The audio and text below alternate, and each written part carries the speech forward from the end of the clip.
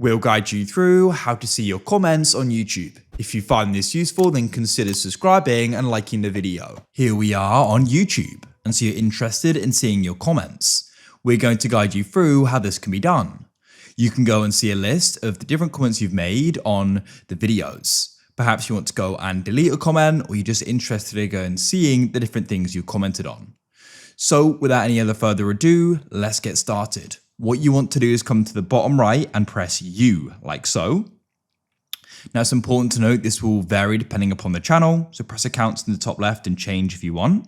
Then press the gear or cog icon in the top right. Come down here and you need to go and find manage all history. You can go and see it's got the little clock icon to the left.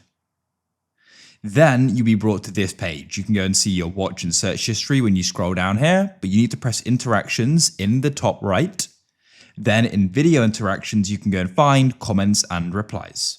Now you're going to go and see the different comments you've made. So you can go and find the videos here.